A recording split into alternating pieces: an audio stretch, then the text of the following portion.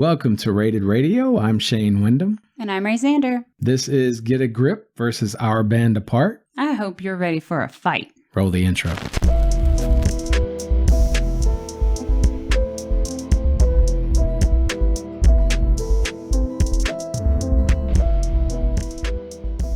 So, we are going to start with Third Eye Blind's Our Band Apart.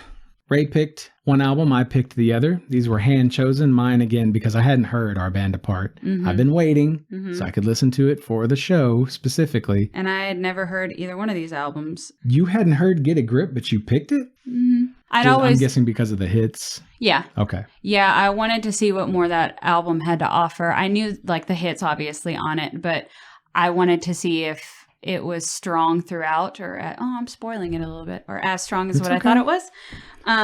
So I learned a lot, but let's get into it. Yeah, we're going to start here with Third Eye Blind. Again, Our Band Apart. That's an album that was released in 2021. Out of the 9 tracks, I thought 1 was great. I thought 6 were great. All right. I was ready for it.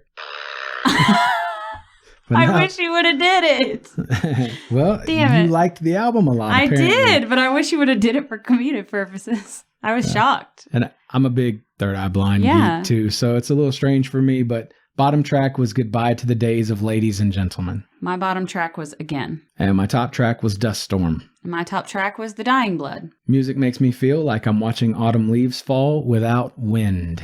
And it makes me feel like I am running in the rain late on a Saturday night with endless possibilities for adventure. All right. What did you think about the album? Third Eye Blind continues to surprise me in such unexpected ways. In the past, I've stated a deep appreciation for the raw emotion in their music and the raw emotion that it invokes. Here is no exception.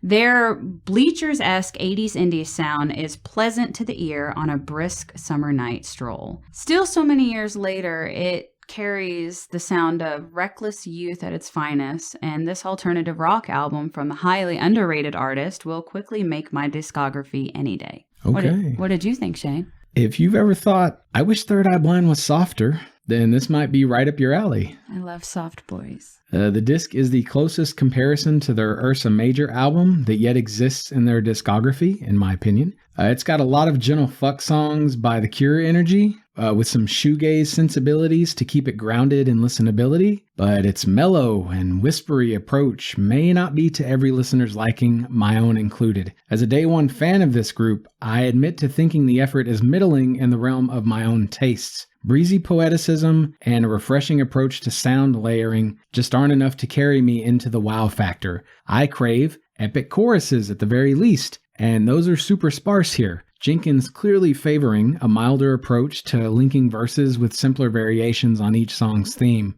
To be clear, I still believe a majority of this is lyrically novel and listenably sound. Even the experimentation present on To the Sea is something I enjoy, but there's not the variation in melody here which 3EB has spent 20 plus years teaching me to expect, which leaves the effort feeling like it's lacking in spite of its own notable strengths. Again, I suspect this will hit home for a certain kind of listener. She's sitting across from me. Hi. For me, however, I can't offer a greater compliment than to say it's a short bit of sleepily smooth sailing. I'll absolutely return to it, and that may be the only win it was after, but it's nowhere close to being near the top of their album pile, in my opinion. Let us bow our head in silence. You know that ain't me, dog. Let's take a break. All right.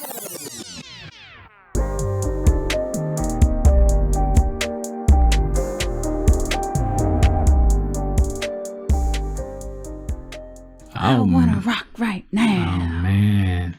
So what Billboard hit did we listen to this time around? I Just Want to Rock by Lil Uzi Vert. And what did I think about it? I can't see that artist's name, by the way, without Lil Uzi Vert. You know, like it's damn, you should have said it. Some like you can't say this artist's name without saying it a certain way. That's how I hear it by Lil Uzi Vert. When we talk about Attack on Titan, Eren Yeager, I never say Eren Yeager. I always say Eren Yeager. Oh, okay. Because that's how they it's say like that. it. Yeah. Eren Yeager. So, Konisbrigger. Like, yours there's is certain a little more names. Classy than mine, but yeah. Lil Uzi Vert. Tell us what you thought. Excuse me, but what kaleidoscope of sounds did I just force my ears to endure? We truly are making music for aliens. Long live and prosper, bitches. Deuce. That's a 2 for you, Uzi. Yet another rap track where I very much appreciate the instrumental. Mm-hmm. While wanting to toss the lyrics or vocals or whatever the hell you'd call the voice in this song into a black hole to be forever forgotten. Sad too, because the vocal aspect genuinely showed a bit of promise near the beginning of the song. Then it just goes through one weird verse before devolving into a bunch of hooping, hollering, and breath noise that never goes anywhere. Mm-hmm. And don't get me wrong, I was young once. I've done my fair share of drugs. I've partied and wanted to give the world something unique, but vocally, this just ain't it in my opinion. I don't care how low the bar is for me. It's just a no from the perspective of someone who cares about words. The backing beat is futuristic and spacey sci-fi with occasional tinges of horror, and it's super satisfying to listen to that part of the song, but the vocals ultimately kill what potential lives here. 4 out of 10 stars from me. 100%. I came for the kaleidoscope, and all I left with was these bullshit lyrics. So, yeah, I'm not here for it. But it's pretty. It's pretty sounding. Yeah. So, I would fall asleep to it, for sure. I would be afraid I'd have bad dreams or something. You really think so? And I watch horror movies all the time, you know? Maybe it's the mindset. Maybe like you got to be in the right mindset to listen. It's like drugs. You got to be in the right mindset. It's like a sci-fi jump scare. Like, I don't want to just be chilling like we're shooting through one of those wormholes, you know? Record scratch. And then like some weird turd jumps at you and it's like, look at me, I lose weight. Okay, all right. Yeah, that sounds terrifying. Yeah, that's this song. Okay. Let's go talk about Aerosmith. All right.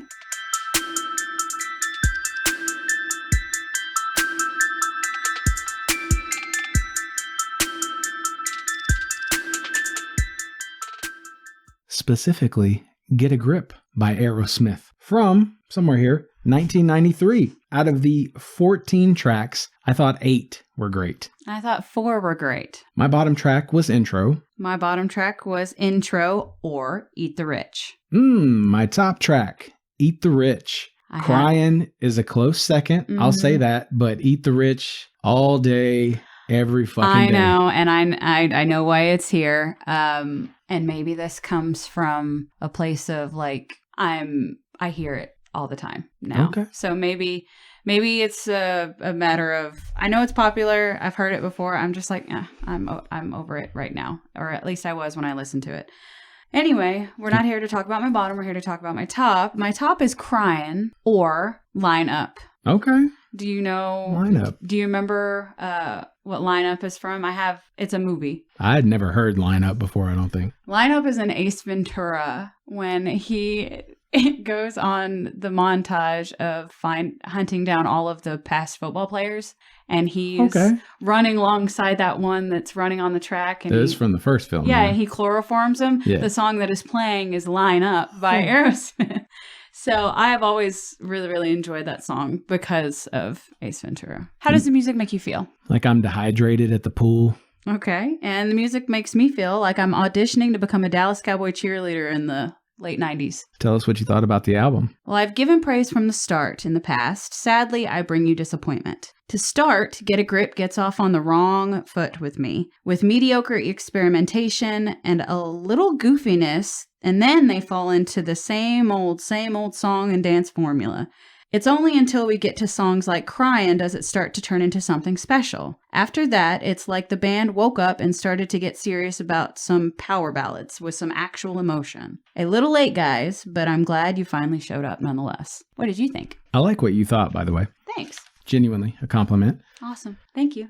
I'll take it. For yours truly, long-winded punk rock meets Tom Petty's high treble sunshine. This listen is simultaneously skilled and exhausting. As someone who tends to favor Aerosmith for their love songs, and with this disc boasting a handful of their major love song hits, I was surprised to find that most of the spin is comprised of that Walk This Way energy. The tracks tend to wear out their welcome, great though most of this is in small doses. Taken on in its rocking totality, I do think it ends up being a bit too much. Take the cover art as an example. When seen for a minute, you'll think it's super memorable, offbeat, and maybe even hilarious. When you just sit there staring at it for a solid chunk of time, though, it becomes something you'd rather not have to look at ever again. Cow titties. Pierced cow titties. Pierced cow titties at that. And what possesses anyone to let tracks like Livin' on the Edge to go on for as long as they do is beyond me.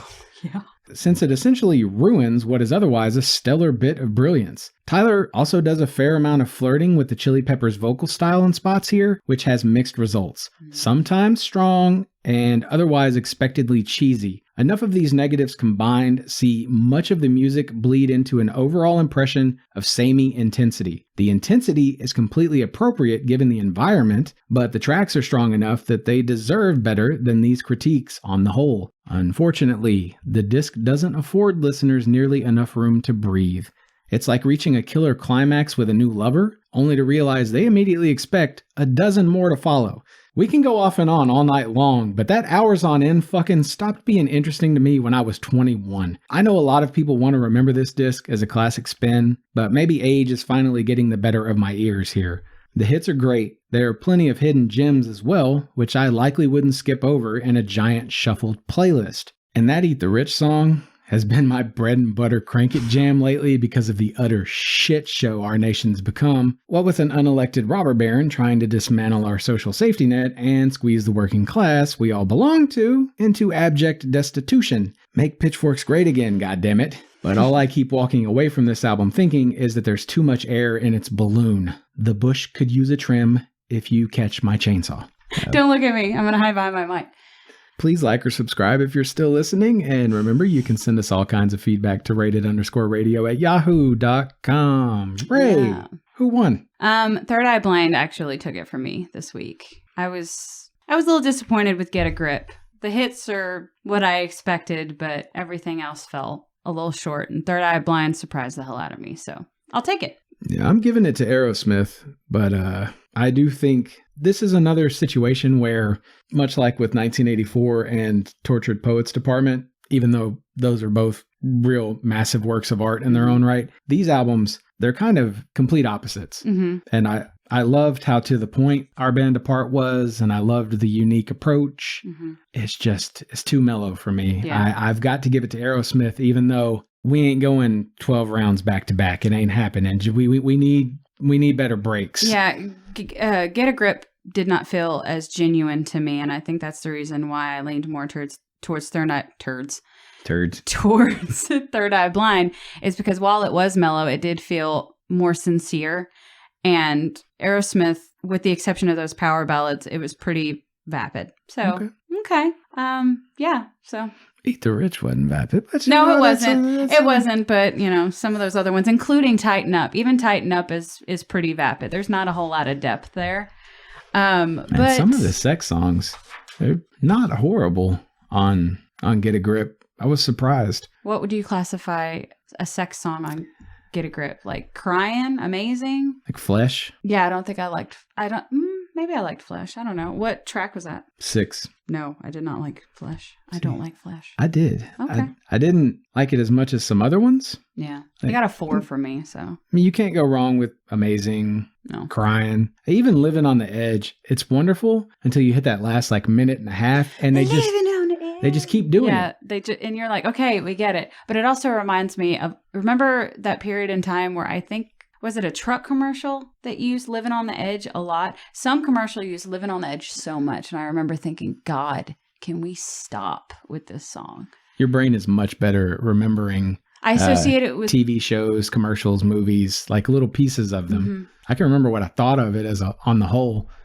By the way, I saw a movie recently, which I think you'll appreciate. Was it The Substance? I've been hearing about that. Not The Substance. I've been watching. Do you know whose wife that is in The Substance? No, I don't know what The Substance even is. Oh, okay. The new Demi Moore movie and Anya Taylor-Joy? No, Anya Taylor-Joy's not in that movie. I'm going to shut up now. But Bleacher's wife is. It would have been the only reason I wanted to watch it. Well, the girl that's in it's somebody's daughter. It's Andie MacDowell's daughter. Okay. She's in it with Demi Moore, and Andie MacDowell's daughter is married to the lead singer of Bleachers. Well, I was trying to go back to the era that this album comes from, Get a Grip comes from. Okay.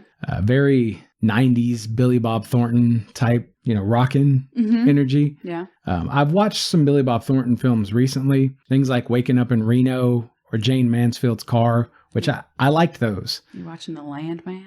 I watched something that reminds me, it does have some of the same cast members, but they really were trying to grab the energy from Sling Blade. Mm-hmm. But with it's a love story and it's a female lead. It's Ashley Judd. It's called Come Early Morning. Okay. So definitely worth a watch if you want something that reminds you of like Sling Blade and Urban Cowboy kind of thrown together. And then I was really excited last night. I'm sorry, I'm down this random rabbit hole. I was watching Tom Sawyer from 1973, which I knew was a musical adaptation of Tom Sawyer, and it got Oscar noms and that sort of stuff. I was so excited, and I was loving a lot of the experience. And then near the end, which the whole movie had kind of reminded me of Finian's Rainbow, you should do a side-by-side scene comparison of the picnic portions of both of those films. It is damn near a straight ripoff of the If This Isn't Love scene from Finian's Rainbow, what they do with the picnic in Tom Sawyer. It's just wild. Is that the Sharon, I'm a Karen? Yeah. Susan, I'm Joe. I mean, that's that movie. That's a different scene. I'm thinking of like where Finian's playing with he's trying to get his daughter married to that guy by convincing him that, like, you know, she fell in love with some other dude, man. It ain't gonna be you. Yeah. But then he realizes it's him, and they're having this giant picnic. Oh, okay. Got it. It's that thing. But Tom Sawyer had, God, what's her name from Silence of the Lambs? Jodie Foster. Jodie Foster. Yeah, I always thought. Young Jodie Foster? Yeah, I always like thought. Like pre-Taxi or after? Pre. Okay. Like, I've never seen her this young in anything. And I thought it was like the little girl who lives down the lane or something she did when she was young. I thought that was the earliest she did anything, but no. She's been in the game a long time. Tom Sawyer was a great film as well. It's just that Finian shit toward the end. I was like, man, that's too close. Yeah. You can't 5 years after something comes out, knock something off that bad. Yeah. Well, anyway, that's enough rambling probably for this episode, don't you think? I think so. Yeah, we'll say that's going to do it for now. Fill your world with music.